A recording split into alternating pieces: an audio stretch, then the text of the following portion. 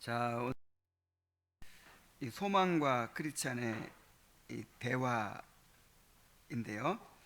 회심의 체험에 대해서 이제 서로 나누는 내용입니다. 226페이지부터 234페이지까지 내용인데요.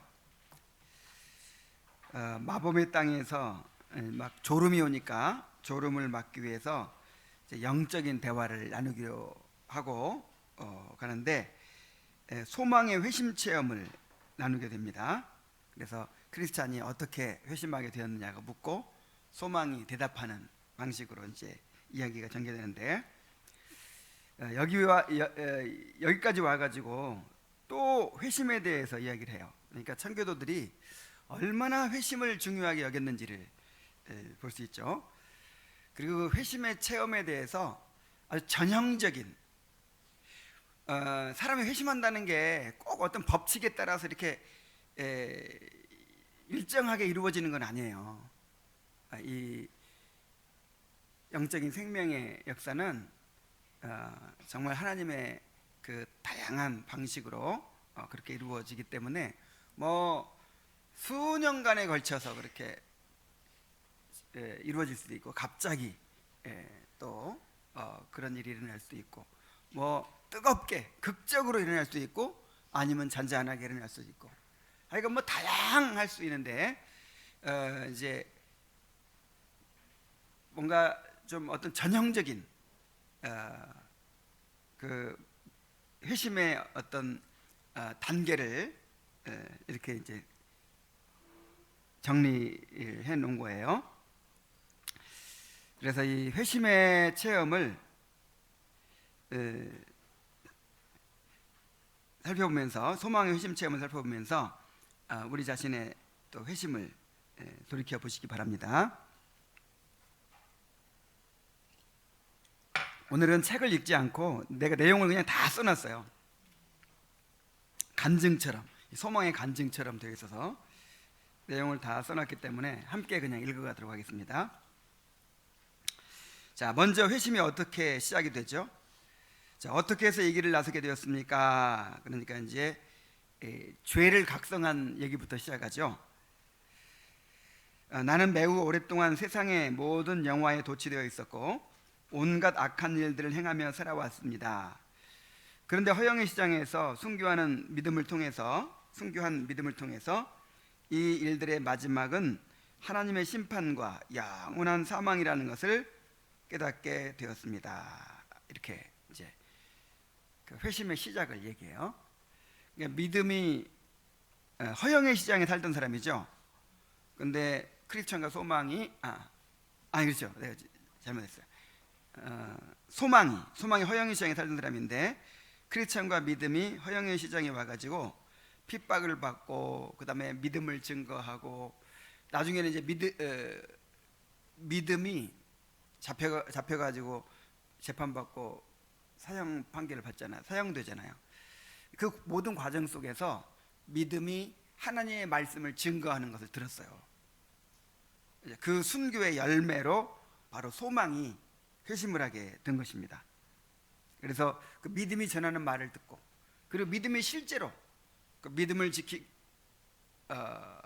위해서 이제 순교까지 하는 그 모습을 보면서 내가 이렇게 살았다가는 하나님의 심판과 영원한 지옥의 형벌을 받게 되겠구나 하는 이제 죄에 대한 각성이 일어나게 된 것이죠. 자, 즉각 일하는 확신에 따라 살게 되었습니까?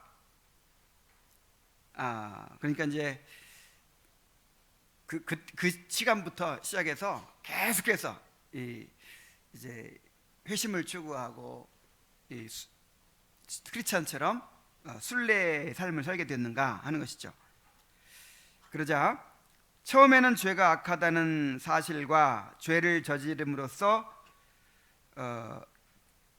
저주가 온다는 사실을 인정하려 하지 않았는데 마음이 말씀으로 흔들리기 시작한 이후부터 죄의 눈을 돌리지 않으려고 열심히 노력해 왔습니다.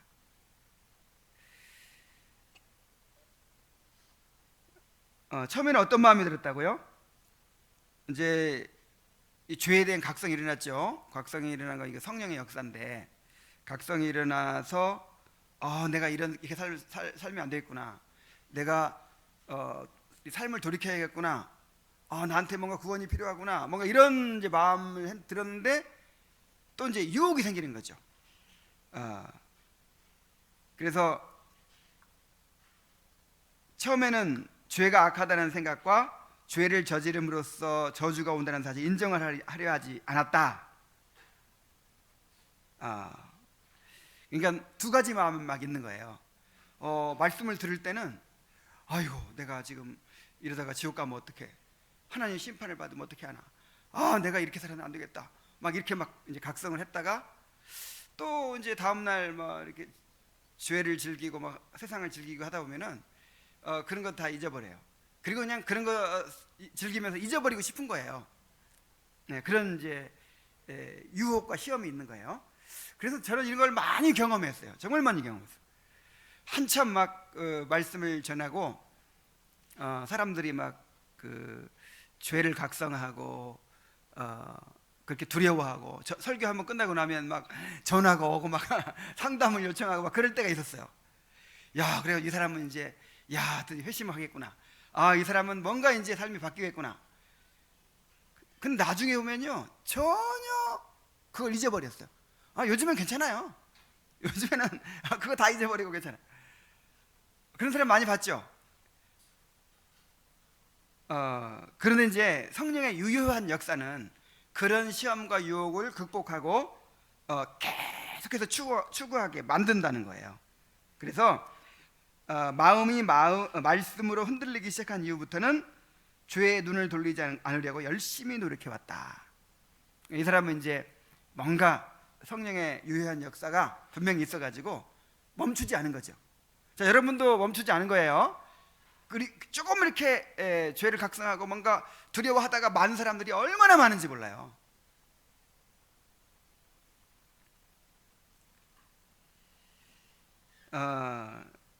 그래서 이제 점점 죄로 인한 고통이 커지게 됩니다. 하나님의 복되신 성령이 당신에게 역사하기 시작한 이후에도 죄를 계속 지은 이유가 무엇입니까? 이제 죄가 나쁘다는 걸 깨달았죠. 그러니까 죄된 삶을 살아서는 안 된다는 걸 깨닫고 돌이키고자 하는 마음이 생겼어요. 근데 그게 돼요, 안 돼요? 안 돼요. 그래서 그렇게 각성을 하고 나서도 계속해서 또 죄에 빠진 이유가 무엇인가, 죄에 빠져 산 이유가 무엇인가, 이렇게 묻자 4가지로 대답합니다. 첫째로, 나는 그것이 하나님께서 죄를 깨닫게 하심으로 죄인을 회심시키는 회심 역사를 죄인의 회심 역사를 시작하신다는 사실을 알지 못했습니다.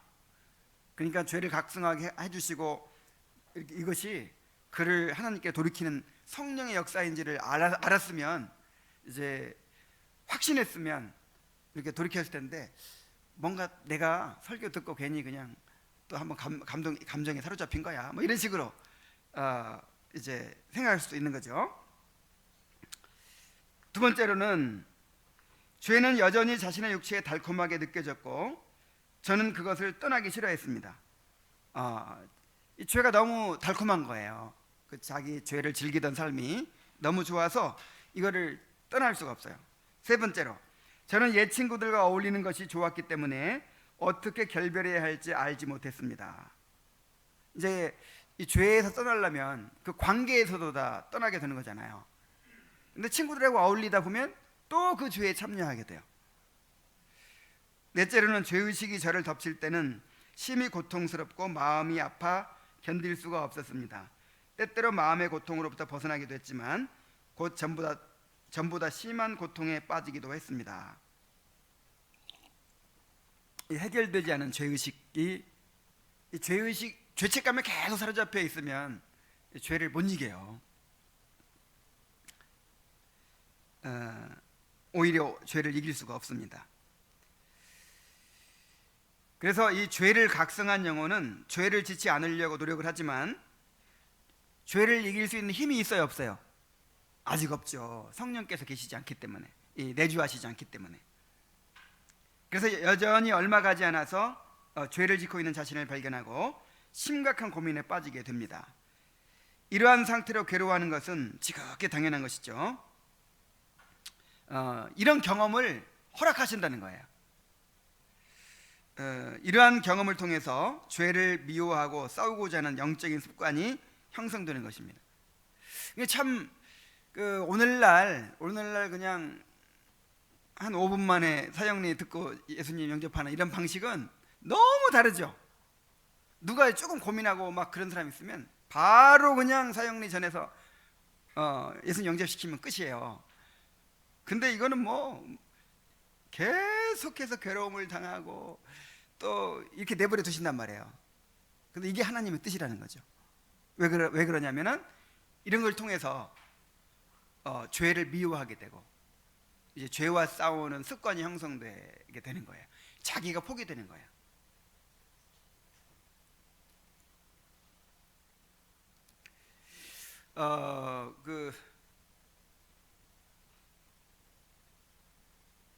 우리가 이 죄에 빠지도록 하시는 것도 하나님의 그 성화의 과정이라는 거 내가 말씀드렸죠.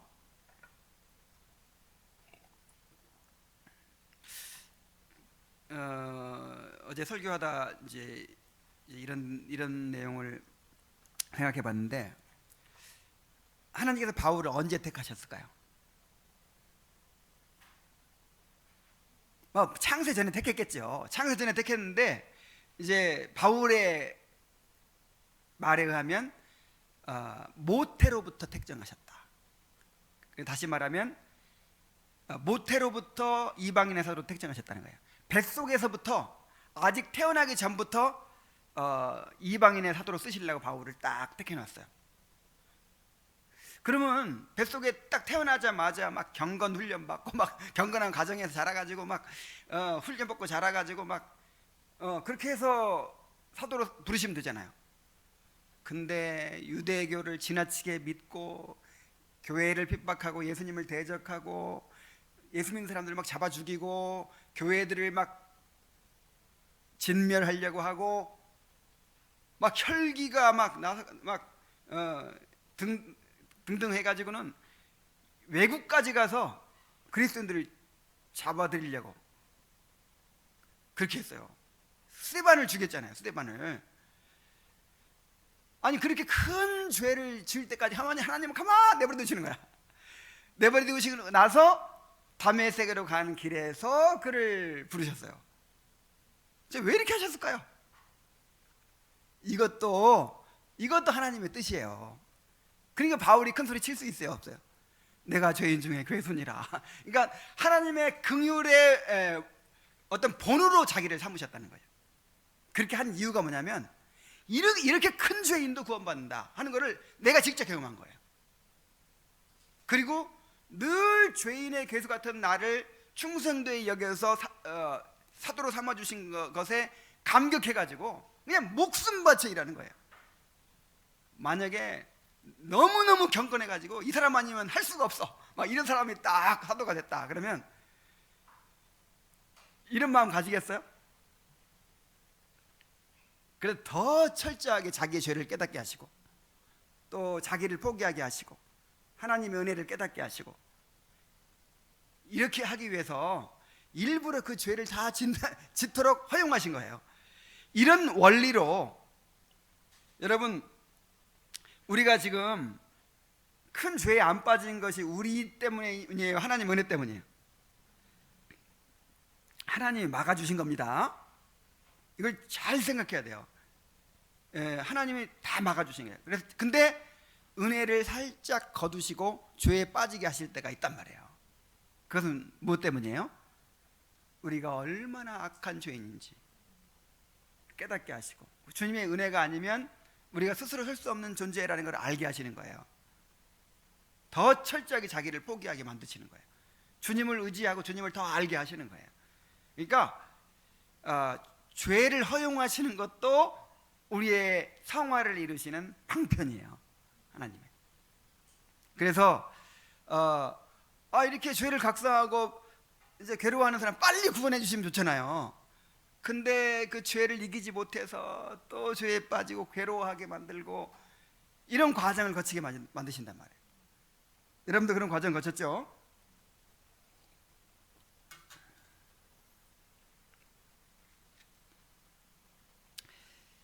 자, 당신의 죄를 생각나게 만드는 것은 대체 어떤 것들이었습니까? 하고 물으니까, 예를 들면 거리에서 착한 사람을 만날 때, 성경을 읽을 때, 머리가 아프기 시작할 때, 이웃 중 어떤 사람이 병들었다는 소식을 들을 때, 혹 죽은 자들을 위해 울리는 조종 소리를 들을 때, 자신의 죽음에 관해 생각할 때, 어떤 사람이 갑자기 죽었다는 소식을 들을 때, 특히 자신이 곧 심판을 받게 된다는 생각이 들 때 그러하지요. 그러니까 이 사람의 중심에 이게 차지하고 있는 거예요. 이제 한번 이제 죄를 각성하고 순례의 길에 들어선 사람은 이제 영혼의 구원의 영혼의 문제가 중심을 차지해요. 여러 많은 문제들 중에 하나가 아니라 이제 내 영혼이 구원받고 하나님과 바른 관계를 가지는 이 문제가 중심을 차지하는 거예요. 그래서 어떤 일도 이것과 연관돼요. 머리가 갑자기 아파도 아이고 이러다 죽을지 모르는데 이러다 죽으면 지옥 아닌가. 또 사고를 만나는 거 봐도 나도 언제 사고를 만날지 모르는데, 항상 이런 하나님의 심판과 또 지옥의 형벌과 내 영혼의 이제 상태, 이런 거에 관심이 이렇게 집중이 되는 것이죠. 이게 바로 지금 성령의 역사 가운데 있는 영혼의 특징이에요. 교회에 가서 말씀 들을 때는 조금 이렇게 찔림 받아요. 여러분 진짜 육신적인 사람도 찔림 받습니다. 헤롯 보세요. 헤롯이 세례요한 설교를 좋아했잖아요. 그러니까 우리 안에 어떤 심리가 있냐면 막 내 죄가 낱낱이 막 책망받고 막 드러나고 막 그러면 그냥 괴로워하고 막 그러면서 보상 심리로 그러면서 이제 죄책감을 잠시 묻어버려. 그래 나 나쁜 놈이야. 나 같은 놈 죽어 마땅해. 막 그렇게 하면서 이제 그게 일종의 보상이에요. 보상. 그러면서 잊어버리는 거예요. 은근히 즐겨요. 그래서 막 신랄한 막 그런 설교 좋아하는 사람이 있어요. 근데 그게 진짜 죄를 각성해서가 아니에요. 그리고 이제 그건 일부야. 다른 것들이 다 이제 마음의 중심을 차지하는 거죠. 헤롯 같은 사람. 근데 그렇지 않고 여기 소망은 이제 그의 중심을 차지해서 계속해서 거기에 초점이 맞춰져요. 항상.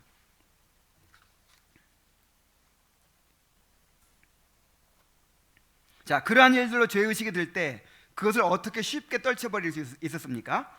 죄의식이 양심을 하도 굳세게 붙들었기 때문에 그럴 수 없었습니다. 그리고 만약 죄로 되돌아갈 생각이라도 하면 고통이 2배로 커지곤 했습니다. 그러니까 이것을 다른 방법으로 떨쳐버릴 수가 없었다는 거예요. 우리는 이렇게 불편한 감정을 빨리 묻어버리려고 하는 본성이 있어요. 본능이 있어요. 이 직면하고 그걸 파헤쳐서 직면하고 이렇게 하는 게 너무 힘들어요. 그래서 제일 쉬운 방법이 텔레비전 보는 방법. 텔레비전 바보 상자라고 그러잖아요. 텔레비 보면 제일 빨리 잊어버리고 내가 막 뭔가 일어났던 것도 싹 가라앉아 좋아요. 성령의 열망도 가라앉혀버리고 걱정 근심도 가라앉혀버리고 뭐 텔레비를 본다든지 술을 마신다든지 아니면 막 뭐 게임하고 논다든지 아니면 다른 일에 빠지면서 이제 잊어버릴 수 있죠. 근데 성령의 역사로 말미암아서 일어난 이 죄의 각성은 이거는 떨쳐버릴 수가 없는 거예요. 계속 그를 붙잡고 놓아주질 않는 것이죠. 그래서 이 사람이 이제 어떤 시도를 합니까? 자, 우리가 다 해봤던 거예요. 종교적 의무들을 행함으로 죄의식에서 벗어나고자 합니다.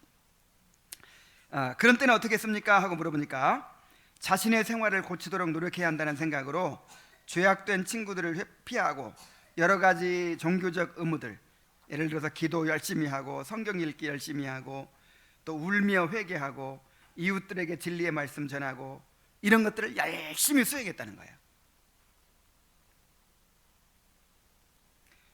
자기의 의의를 의지하는 거죠. 그러니까 이런 것 자체가 나쁜 거 아니에요. 이런 것 자체가 나쁜 것이 아닌데 이제 이런 것들을 통해서 내가 괜찮은 사람인 것처럼 느끼고 이제 그 죄의식에서 벗어나려고 하는 거예요. 종교적 만족을 얻으려고 하는 거예요. 그런데 그렇게 함으로써 고통에서 벗어날 수 있었습니까? 잠시 동안은 고통에서 벗어날 수 있었지만 결국 고통이 다시 엄습하여 이러한 노력들이 소용이 없었습니다. 자, 소망은 종교적인 노력을 통해서 죄의식에서 벗어나지 못한 것은 죄를 책망하시는 성령의 유효한 역사가 있었기 때문입니다. 근데 이것은 오히려 축복이에요. 그러니까 소망이 얼마나 뭘 열심히 했는가 보세요. 기도 열심히 했어요. 성경 읽기 열심히 했어요. 그 다음에 뭔가 좀 죄를 지으면 울며 회개를 열심히 했어요. 이웃들에게 전도까지 했어. 전도. 교회에서 전도 나오세요 하면 나와가지고 열심히 전도까지 했어. 자, 이렇게 열심히 막 루터와 같죠. 막 열심히 그 종교적 의무들을 행하고 막 금식하고 막 고해를 하고 막 그러는데 이 죄의식이 없어져야 않았어요. 그래도 내 죄가 깨끗해졌다는 느낌이 들지 않고 하나님의 나는 심판받을 죄인이라는 그 두려움이 계속 엄습하는 거예요. 자, 이런 사람은 오히려 복된 사람이라 이 말이죠. 그런데 대개의 경우는요 자기 만족에 빠져요. 이런 경험 다 있죠? 나도 청년 때 얼마나 큐티 안 하는 사람은 인간으로도 안 보였어. 막 장로님 목사님이라도 이분 큐티 할까 안 할까? 나는 왜냐면 늘 하거든.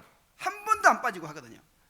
큐티 안 하면 죽는 줄 알고 큐티하지, 그 다음에 기도하지, 그 다음에 암송하지, 성경 읽지, 전도하지, 교회 생활 열심히 하지, 다른 사람 양육까지 하지. 이렇게 하면서 이렇게 열심히 하면서 은근히 자기 만족에 빠지는 거예요. 왜냐하면 그렇게 안 하는 사람들이 있거든. 최소한 그렇게 안 하는 사람보다 나을 거 아니에요. 내가 완전하다고는 생각하지 않아요. 늘 부족하다고 생각하지만 근데 그렇게 안 하는 사람들이 있기 때문에, 그러니까 내 자기 의의가 세워진 걸 뭘로 하냐면요, 이 자기 만족에 빠진 걸 뭘로 하냐면 다른 사람들이 이렇게 약간 낮춰 보이는 거예요. 야, 저 장로지만 큐티 안 해, 저분은. 기도 안 해. 그리고 뭔가 이렇게 경건하지 못한 모습, 이런 것들을 모습 보면서 판단하는 거, 막 판단이 돼요, 이렇게. 그러면서 내가 은근히 이제 우월감이 생기고, 그 다음에 내 얘기를 많이 해요. 내 이야기를. 나는 이렇게 합니다. 나는 이렇게 합니다.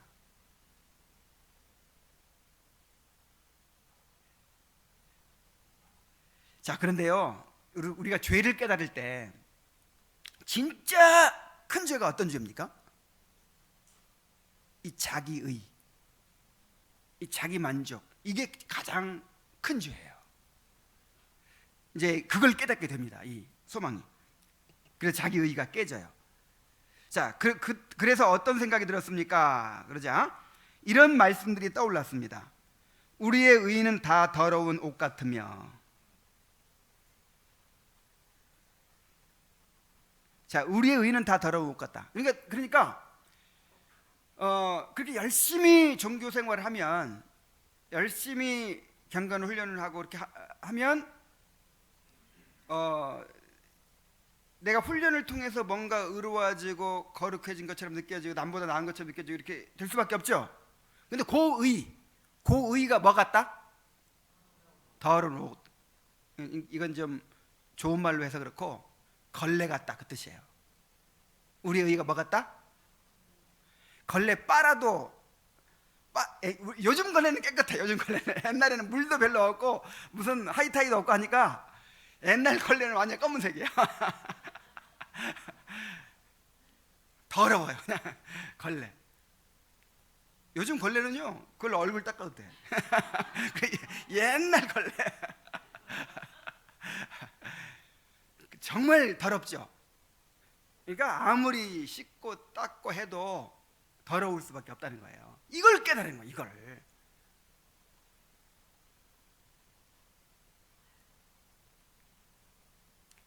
그리고 너희도 명령받은 것을 행한 후에 이르기를 우리는 무익한 종이라 우리가 하여야 할 일을 한 것뿐이라 할지니라. 이게 뭡니까? 이게 공로의식이 깨진 거예요. 종이 주인 시킨 일을 다 했다고 막 사례받습니까? 보상받아요? 종은 100% 순종을 다 했어도 당연한 거예요. 밭에 나가서 열심히 일하고 들어오면 이야 너무 고생했다, 고생했으니까 뭐 어떻게 이럽니까? 자 이제 안에 와서 들어와서 뭐 해야 돼요? 주인한테 수종 들어야 돼. 빨리빨리 안 하고 뭐 해? 이제 당연한 거야. 정말 우리는 내가 만약에 그런 경건의 훈련을 많이 하고 그렇게 정교직 근무를 했다면 그게 나에게 주신 하나님의 은혜예요. 그죠? 그렇게 못한 사람은 은혜를 못 받은 것이고 그 주님의 은혜로 그렇게 한 것이고 그것이 또 하나님께 공로가 될 수 있어요, 없어요? 결코 공로가 될 수 없어요. 공로가 될 수 없는 이유가 뭐라고 그랬죠? 거기에 죄가 섞여 있기 때문이라고 그랬죠. 오염되어 있기 때문에.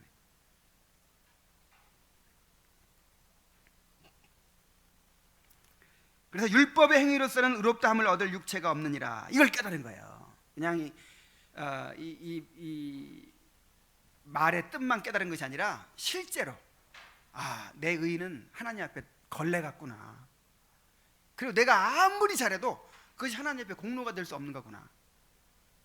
그래서 행위로서는 율법의 의로서는 내가 하나님 앞에 인정받을 수가 없는 것이구나. 이걸 깨달은 거예요.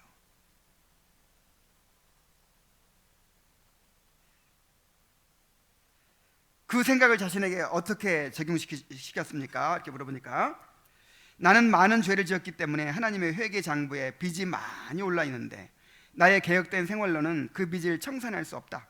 그렇다면 죄로 인하여 내게 닥친 저주를 어떻게 피할 수 있을까? 그리고 생활을 개선한 후에도 계속 괴롭혀온 것이 있는데 최선의 행위만을 바라보는데도 거기서 여전히 죄를 발견한다. 나의 최선의 행위에서도 뭐가 발견돼요? 죄가 발견돼. 그 죄는 새로운 죄로서 제 최선의 행위와 함께 뒤섞여 있었습니다. 그래서 다음과 같이 결론을 내릴 수밖에 없었습니다. 나는 지금껏 나 자신과 내 의무들에 대하여 어리석은 자부심을 가져왔지만 설사 나의 예전 생활에 전혀 흠이 없었다 하더라도 오늘 하루 동안 내가 지은 죄는 나를 지옥으로 보내기에 충분하다. 진짜 자기의 죄를 깨달은 거예요. 이게 죄를 깨닫는 거예요.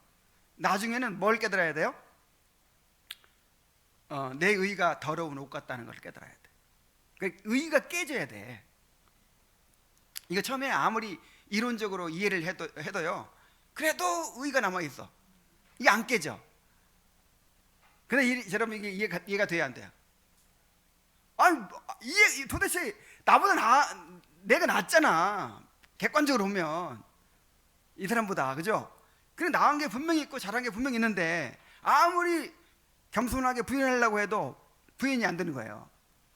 근데 그 내면의 깊은 죄를 깨달아야 이제 이 마지막 남은 이 자부심, 그래도 나는 이거 있죠. 그래도 나는 뭔가 다르다. 뭔가 나는 누구보다는 낫다. 뭐 이게 있어요 사람마다. 근데 최후의 남은 그것마저 깨져야 된다니까. 왜요? 그거 있으면 주님의 의를 의지하지 않아요. 99%는 주님의 의를 의지하고 1%는 내 의를 의지한단 말이에요. 그럼 구원받을 수 있어요, 없어요? 완전히 깨져버려야 돼. 완전히. 이게 심령이 가난한 자라는 뜻입니다.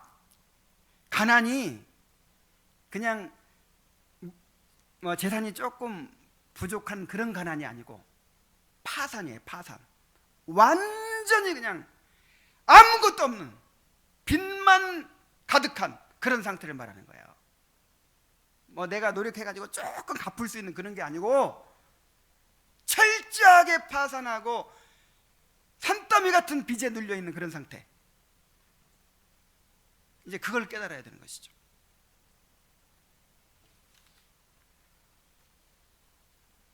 자, 이렇게 이제 자기 의가 깨져버리니까 이제 그리스도를 보게 되는 거예요.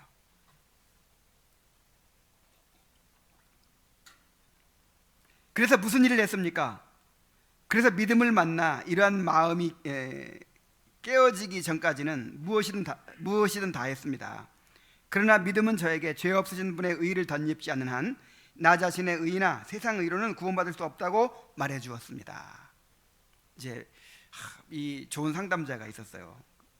아마 믿음이 순교당하기 전에 이제 이 소망을 계속 상담을 해준 모양이죠. 그의 말이 진실처럼 여겨졌습니까? 만일 자신의 개선된 삶을 기뻐하고 거기서 만족을 얻고 있을 때 그가 그런 말을 했다면 그를 바라보고 놀렸을 텐데, 당시에 자신의 부족함을 알고 있었고 자신의 최선의 행실 속에 끼어있는 죄의 실체를 알고 있었기 때문에 그의 의견을 받아들일 수밖에 없었습니다. 자, 여기서 중요한 또 우리가 진리를 발견하게 되는데, 만일 자신의 개선된 삶을 기뻐하고 거기서 만족을 얻고 있을 때 그런 말을 했다면 그 교회에 들어왔을 거다, 안 들어왔을 거다? 안 들어왔을 거다. 사람마다 자기가 의지하고 있는 게 있어요. 나는 방언 받았어, 은사 받았으니까. 나는 제자 훈련을 열심히 받았으니까. 나는 어떻게 하니까. 그리고 정말 이 올바른 복음이 교회에 들어오지 않는 거예요. 깨달아지지 않는 거예요. 근데 자기가 의지하고 있는 것이 철저히 깨어질 때야 들어와요. 내가 그러더라니까요.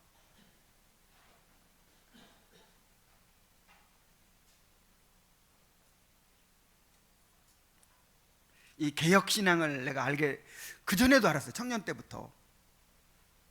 처음에는 그렇게 매력이 없더라고. 진짜 매력이 없어요. 이 인간적으로 보기에는 뭔가 사람에게 다가가지 못하는 거잖아요. 완전히 뭔가 너무 딱딱하고 그냥 불친절하고 그냥 인간적이지 않고 사람에게 친화적이지 않잖아요. 나 재미없어, 나 저런 거 따르기 싫어, 막 그랬어요. 근데 내가 이제 깨지고 나니까 이제 그게 보여요. 하나님 중심의 그 신학, 하나님의 주권 사상, 정말 하나님의 주권적 은혜, 이런 것들이 이제 이론이 아니라 이제 실제적으로 깨달아지는 거예요. 실제적으로.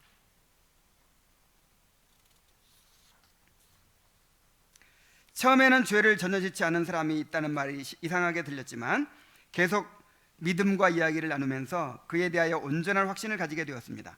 그리고 그분이 누구인지를 물었을 때 믿음은 그분이 높으신 이의 오른편에 거하고 계신 주 예수님이라고 가르쳐 주었습니다. 그리고 그분을 믿고 의롭다함을 얻되 그분이 육체로 이 땅에 거하실 동안 친히 행하신 일들과 그가 나무에 달려 고난당하신 사실도 믿어야 하며, 예수님은 전능하신 하나님으로서 그의 행위와 죽으심은 자기 자신을 위한 것이 아니라 저를 위한 것이요, 그의 행위들과 그 행위의 가치는 그를 믿는 자들에게 전가된다고 했습니다. 자, 복음의 내용은 그리스도입니다. 그리스도의 신성과 인성, 그리스도께서 낮은 위치와 높은 위치에서 행하신 모든 그 사역들이 다 구원이 되는 거예요.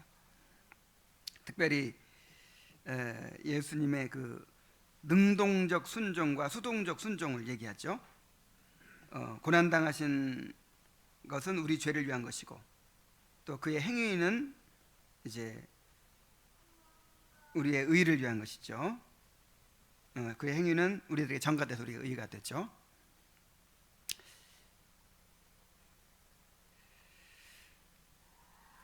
그래서 당신은 어떻게 했습니까? 나는 그분이 나를 구원하고 구원하고 싶어하지 않으시는 줄로 여기고 주제넘은 짓이라고 여겨 그를 믿지 않겠다고 했는데, 믿음은 그분이 당신을 초청했기 때문에 주제넘은 짓이 아니라고 하면서 예수님의 말씀이 담긴 책을 주고 그 책에 담긴 글은 하늘과 땅이 다 없어질 때까지 1.1핵이라도 없어지지 않을 것이라고 했습니다.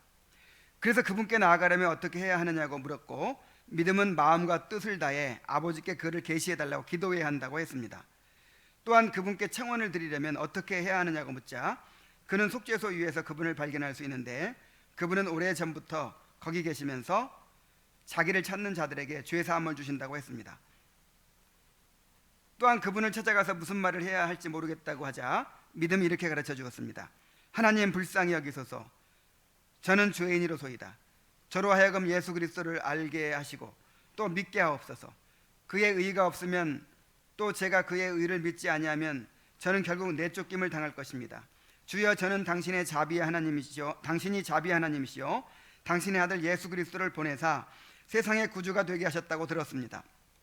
뿐만 아니라 저와 같이 불쌍한 죄인들을 위해 아들을 기꺼이 바치셨다는 사실도 압니다. 그러니 주여, 지금 당신의 아들 예수 그리스도를 통해 제 영혼을 구원하시어 당신의 크신 은혜를 나타내시옵소서. 아멘. 자, 예수님에 대해 소개하고 그 예수님을 의지하고 이제 구원해달라고 기도하라고 가르쳐 주죠. 근데 오늘날 그 영접 기도하고 완전 다르죠. 어떻게 달라요? 오늘날 복음을 전하고 영접하는 방식은 나한테 주도권이 있어요. 나한테 주도권. 나의 선택의 문제예요. 지금 여기 보면은 철저하게 누구에게 주도권이 있어요? 하나님이. 그래서 감히 이런 생각도 못하네요. 감히 나 같은 주제에 나를 구원해 주실까 하는 그 두려움이 있는 거예요. 그러니까 내가 믿으면 돼, 이게 아니에요. 그러니까 하나님이 긍휼히 여겨서 나를 구원해 주지 않으면 나는 소망이 없는 거예요. 그러니까 기도도 어떻게 해요? 내가 믿습니다. 내가 주님을 영접합니다. 지금 나한테 이게 아니에요. 세리의 기도예요. 세리의 기도. 나를 불쌍히 여겨달라고 이제 하나님의 처분에 맡기는 거예요.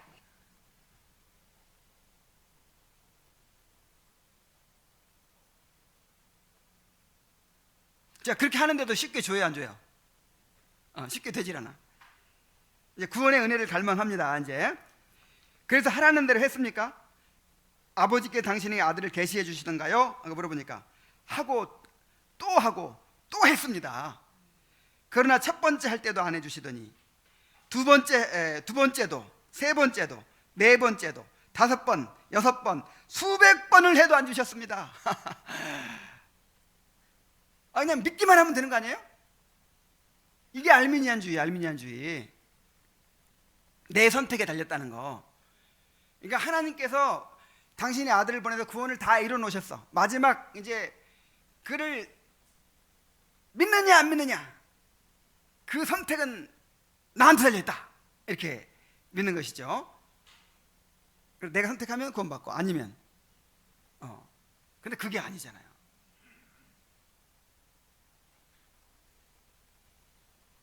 기도를 그만둘 생각은 하지 않았습니까? 수백 번 했을 것입니다. 그러나 그리스도의 의가 없으면 세상이 결코 자신을 구원해 줄 수가 없다는 것을 알았기 때문에 죽더라도 은혜의 보좌 앞에서 죽기로 했으며, 비록 더딜지라도 기다리라는 말씀이 마음에 떠올라 아버지께서 아들을 계시해 주실 때까지 기도를 계속하게 되었습니다. 왜 하나님께서 빨리 구원해 주지 않으실까요? 빨리 확신을 주시지 않고 빨리 평안을 주시지 않을까요? 하고 또 해요. 수백 번을 해도 안 주셨다고 하잖아요.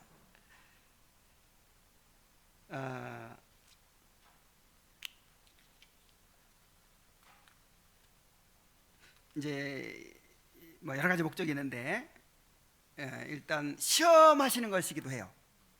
정말 자신이 하나님만 의지하는지,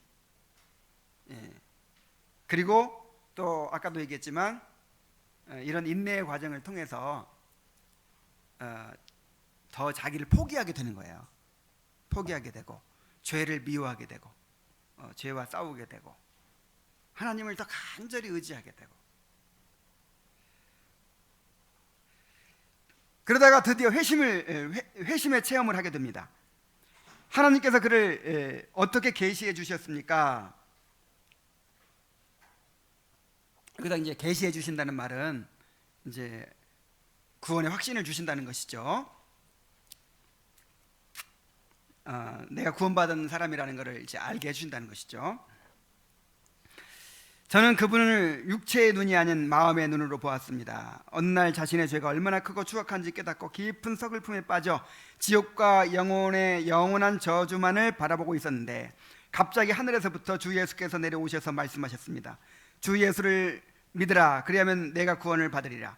제가 주여, 저는 큰 죄인, 아주 큰 죄인입니다 하고 대답하자 그분은 내 은혜가 내게 족하도다 하고 대답하셨고, 그때 내게 오는 자는 결코 줄이지 아니할 터이요 나를 믿는 자는 영원히 목마르지 아니하리라는 말씀을 통하여 믿는 것과 오는 것이 하나라는 사실을 깨닫게 되었습니다. 예수님을 믿는다는 말과 예수님께 간다는 말이 하나라는 것이죠. 즉 누구든지 그에게 나아오는 자, 즉 그리스도의 구원을 얻기 위해 진심과 애정을 갖고 달려 나오는 자는 참으로 그리스도를 믿는 자라는 사실을 알게 되었던 것입니다. 나는 눈물을 왈칵 쏟으면서 하지만 주여, 저같이 큰 죄인도 받아주시고 구원해 주실 수 있으십니까? 하고 묻자 그분은 내게 오는 자는 내가 결코 내쫓지 아니하리라고 대답하셨습니다. 나는 다시 하지만 주님, 제가 당신께 가더라도 저의 믿음이 온전히 당신 위에 놓여질지 어떻게 알 수 있습니까? 하고 묻자 주님은 이렇게 대답하셨습니다. 그러니까 믿음조차도, 그러니까 내가 믿는다고 그게 진짜 믿음인지 모르는 거잖아요, 그죠? 믿어지니까, 믿어지면 되는 거예요? 신념도 있는 거예요, 신념. 별 희한한 거 믿어지는 사람 다 있어. 그러니까 믿어진다고 그게 믿음이 아니에요. 그냥 나한테 나오는 믿음일 수도 있는 거예요. 그럴까 봐 두려워하는 거죠. 그러자 주님이 이렇게 대답하셨습니다. 믿보다 모든 사람이 받을 만한 이 말이여, 그리스도께서 죄인을 구원하시려고 세상에 임하셨다 하였도다. 그리스도는 모든 믿는 자에게 의를 이루시기 위하여 율법의 마침이 되시니라. 예수는 우리가 범죄한 것 때문에 내어줌이 되고 또한 우리를 의롭다 하시기 위하여 살아나셨느니라. 그는 우리를 사랑하사 자기 피로 우리 죄를 씻으셨느니라. 그는 하나님과 우리 사이에 중보시라. 그가 항상 살아계셔서 그들을 위하여 간구하심이니라. 나는 이 말씀들을 통하여 그의 인격 안에 있는 의와 또 그의 피를 통한 자신의 죄의 보속을 받아야 함을 깨달았습니다. 그리고 예수께서 아버지의 율법을 순종하시사 그 징벌을 당하신 것은 자기 자신을 위해서가 아니라 그의 구원을 받아들이고 이에 감사하는 자들을 위해서라는 것도 깨닫게 되었습니다. 그러자 나의 마음은 기쁨으로 가득하게 되었고 눈에는 눈물이 가득 고였으며 가슴은 예수 그리스도의 이름과 그 백성과 그 길에 대한 사랑으로 울렁거리게 되었습니다.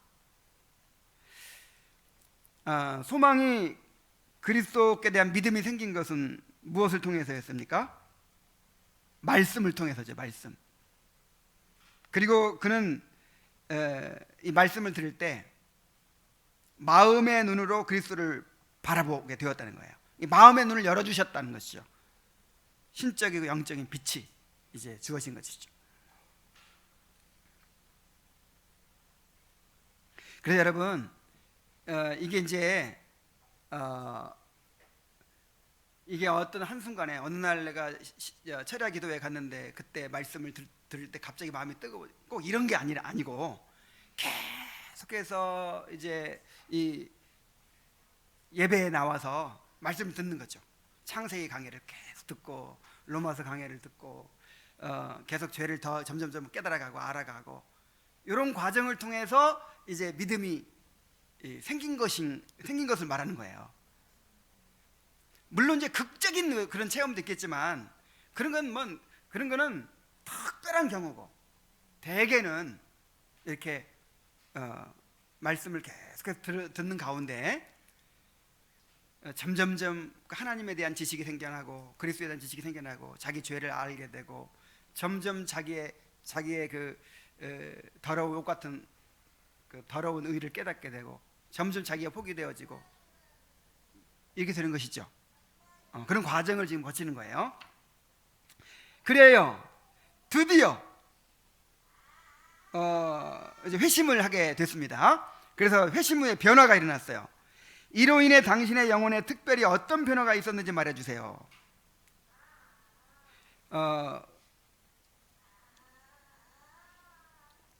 그러니까 아까도 처음에 얘기했지만 어떤 회심을 도식화시켜서, 그러니까 막 청교도들은 그 회심에 대한 연구를 엄청 많이 해가지고 회심 신학을 만들었어요. 그래서 회심의 4단계, 회심에 이르는 12단계 뭐 이런 식으로 이렇게 만들었어요. 근데 그런 게 다 일리가 있고 또 실제로 틀린 게 아니에요.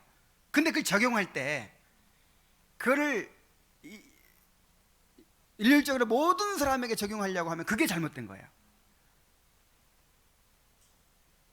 어떤 사람은 막 그 자기가 죄에 대한 그 자각 때문에 고통스러워서 막 이 죄 때문에 고민하다가 그렇게 구원받게 된 사람도 있고, 조나단 에드워즈는 언제 회심했다 그랬어요?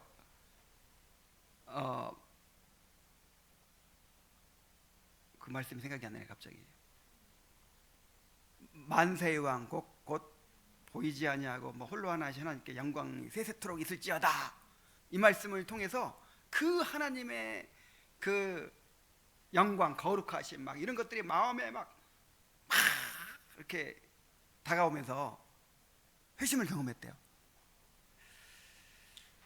그러니까 다 좀 다를 수 있어요. 그리고 정도의 차이도 있고, 뭐 여기 나온 소망처럼 막 그렇게 고통 속에 몸부림치는 그런 사람도 있고, 몸부림까지 안 친 사람도 있어요. 그냥 괴로워 좀 이렇게 같이 받고 이럴 수도 있어요. 좀 약할 수도 있어요.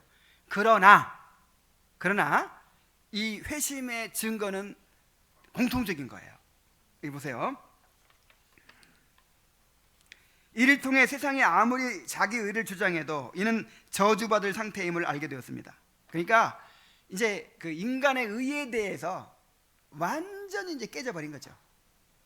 인간의 그 죄성, 이거에 대해서 이제 알게 된 거예요. 눈이 떠져 버린 거예요. 자, 여러분 눈 떠졌습니까? 눈 떠지기 전과 떠지기 전과 떠진 후가 다르죠. 대인 관계가 달라져. 그야말로 하나님과의 관계가 달라지고 나 자신을 보는 눈이 달라지고 달라졌죠. 그 다음에 하나님 아버지께서는 비록 정의로운 분이시지만 자기에게 나오는 죄인들을 공의롭게 의롭다 하실 수도 있는 분임을 알았습니다. 하나님의 사랑과 공의, 하나님의 속성을 이제 알아가게 되는 것이죠. 그러니까 이 복음에는요 하나님께 대한 지식이 필요한 거예요.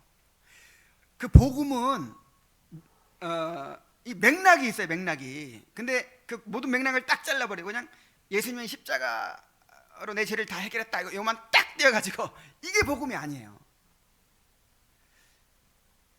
이 사도신경 전체가 복음이에요. 전능하사 천지를 만드신 하나님을 아버지를 내가 믿사오며. 그 하나님을 알아야 죄를 알죠.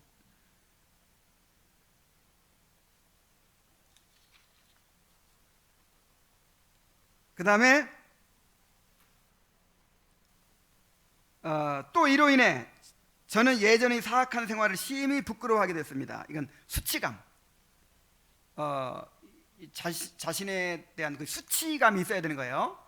정말 말하기도 부끄러운, 정말 내가 나의 그 옛날에 그 죄 가운데 살아가던 모습, 무지한 그 모습은 정말 생각만 해도 부끄러운 그렇게 느껴져야 돼요. 그때가 좋았어. 그때로 돌아가고 싶어. 뭐 이런 거 돌아가고 싶어요?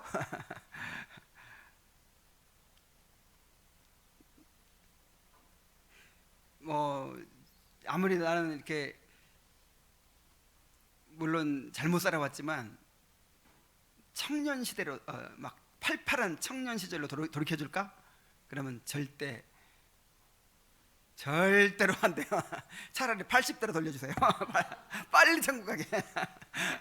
이렇게 되기까지 얼마나 많은 연단과 깨어짐과 고난과 그런 걸 겪어왔어요. 그죠? 그냥 또 돌아가고 싶어요? 정말 수치스럽죠. 생각해보면. 그 다음에 뿐만 아니라 저는 제 자신의 무지를 깊이 느끼게 되었습니다. 와, 이게 깨달았다는 증거야. 우리가 뭔가를 알았다는 것은 맨 먼저 뭘 알아야 되는 거예요? 무지를 아는 거예요. 무지를. 너 자신을 알라, 이 말은 네가 모른다는 걸, 네 무지를 좀 알아라, 그 뜻이에요. 자기의 무지를 알아야 그때부터 배울 수 있는 준비가 된다는 거예요. 그래서 뭔가 말씀을 깨달았다, 이 말은 자신의 무지를 아는 거예요. 무지를. 그전에는 좀 안다고 생각했죠. 근데 이제 뭔가 좀 배워보니까 어때요? 내가 무지한 자였어. 이제 그걸 깨닫는 거죠. 그 다음에 예수 그리스도의 아름다움을 알았고, 뭐 옛날에 예수님 늘 예수님 말하죠. 근데 그 그리스도의 소중함을 알았어요? 그리스도 안에 나의 모든 복이 다 들어있다는 거, 그거를 실감 있게 느끼지 못했죠. 근데 이제 복음을 제대로 깨달으면 그리스도 안에 나의 모든 보화가 다 들어있는 거예요. 그래서 그리스도의 아름다움을 알게 되고, 거룩한 생활이라는 사랑이 일어났어요. 그전에는 의무감으로 이렇게 해야 되니까 하고, 그걸 또 공로로 여기고 막 그랬거든요. 근데 이제는 죄가 싫어지고, 물론 죄를 지금도 짓지, 그렇지만 옛날하고 달라요. 이제는 죄가 싫어요. 죄가 싫고 거룩함을 사모하게 돼. 그렇게 살고 싶어요. 그리고 주 예수의 명예와 영광을 위해 무언가 하고 싶어졌습니다. 이제 주님을 사랑하는 마음이 생기고 주님을 위해 살고자 하는 마음이 생기는 것이죠. 바울이 그런 삶을 살았어요. 바울이. 만약 제 몸에 100갤런의 피가 있다면 이것을 주 예수님을 위해 다 쏟아 부어 드릴 수도 있겠다는 생각이 들었습니다. 자, 이게 회심의 증거예요.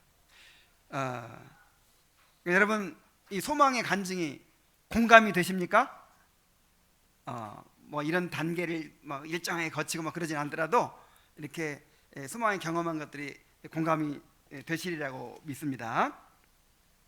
이제 이러한 회심의 증거들이 여러분의 삶에 다 분명하게 드러나고 열매가 맺히게 되기를 바랍니다. 자, 기도합시다. 하나님 아버지, 오늘 소망의 회심 간증을 우리가 함께 들으면서 우리 안에도 이러한 은혜의 증거들이 있는 것을 발견하고 정말 하나님 앞에 감사드리게 됩니다. 아버지 하나님, 정말 이것은 전적으로 하나님의 은혜였습니다. 우리는 무지하고 정말 마음이 굽어져서 돌이킬 줄 모르고 우리의 길을 고집하던 그런 악한 죄인들이었습니다.